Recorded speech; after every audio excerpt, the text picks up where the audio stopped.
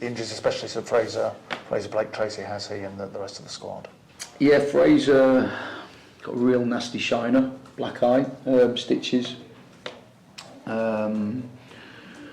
We had somebody from the boxing industry come in, an eye specialist, to try and kind of settle it down. Did some work on him yesterday, and I believe again today. So looks a lot better, but obviously a worry for the weekend. So anyone else in a doubt at this point? Obviously only the normal ones, Rushan, Angus and Rhys Devine. Talking a bit about Fraser, what's he brought so far, and how important is that aerial ability we've seen? Very important. He's been a big player for us this season. Really like him. Kind of a manager's dream in many ways, goes under the radar. Just turns up, does his work and goes home. Does his work really well. He attacks the ball in both boxes aggressively. And he's been very good on the ball as well. I think he's had a really good season. So I guess we'll hear it. Would you be hopeful you can do something in January to make him a permanent stay? We'd have to speak about that and see whether that could happen or not. I'd snap your hand off if we could have him as a permanent, definitely. Yeah, he's been very good for us, but I'm not sure kind of how that would work. But certainly be something to think about. Overall, though, you must take quite a lot from the display you put on when you were without him. Yeah, no, I think it did sort of like looking back at the game. We had good momentum at that moment. The moment he came off the pitch, and we made the change. And I think it was probably around that time where they got a little bit more of a foothold in the game. And I thought they was good for 20-25 minutes of the first half. We couldn't get to grips with their rotations and their possession. And then we spoke at half time about, look, let's not worry too much about them. Let's concentrate more on us and try and get our own foothold in the game and play our possession. We're a good side, and I think it was clear to see that the boys were very, very good in the second half. I don't know if it's the effect of the crowd there or not.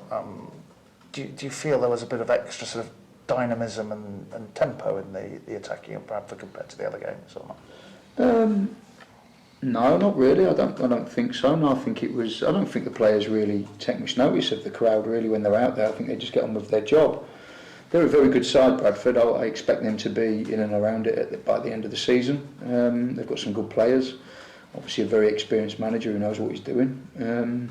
So it was always going to be a tough game, but I trusted in my players and believed we deserved something out of the game. The bare minimum would have been a point, and we got a point. But had we have come away with all three, it would have probably been maybe about right. And just as, I don't know, maybe as a watcher and also as a coach, did you kind of enjoy the sort of ambition, I guess, both teams tried to play with? It wasn't just sort of get it forward quickly. Both of you were trying to sort of pass and move. You talked about their rotations, for example. Yeah, I spoke to, obviously, Mark Hughes after the game, went and had a drink with him afterwards, and we both kind of said that it was two really good sides trying to win a game of football, which was always pleasing to see. It didn't feel like a League Two game. It felt kind of higher standard than that. So somebody of Mark Hughes' stature and experience to say things like that's quite good and quite humbling really. But I thought the same about his team. I thought his team were good, but I did feel over the 90-minute period I thought we probably edged it. Mansfield looks another quite sort of challenging test. So what are the initial impressions of them from what you've seen? Well, again, another experienced manager. Good side. Not had great results of late, but a really good side. I think they've got a few injuries and illnesses, so they'll have some players coming back. They played a different formation Tuesday night compared to what they have been playing, but listening to his press after that game, I've got a feeling they'll go back to what they're used to.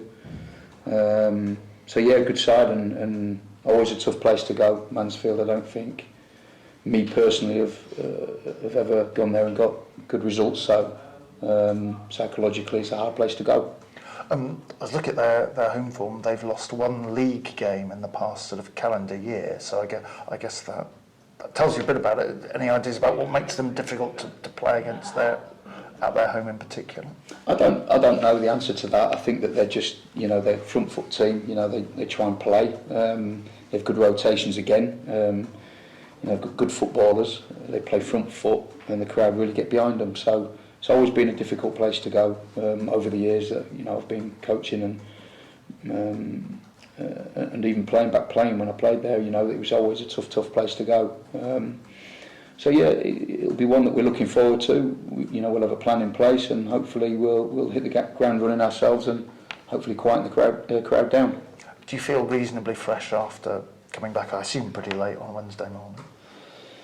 Well, yeah. I mean, the lads got back. I think it was as early as 5 o'clock Wednesday morning. By the time they actually probably got into their beds. So yesterday was a full recovery day for them, and today we've had a real kind of light training session.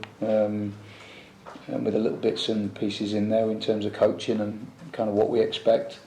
Used it as a second day recovery, but yeah, the boys will be fully refreshed and ready to go Saturday come 3 o'clock.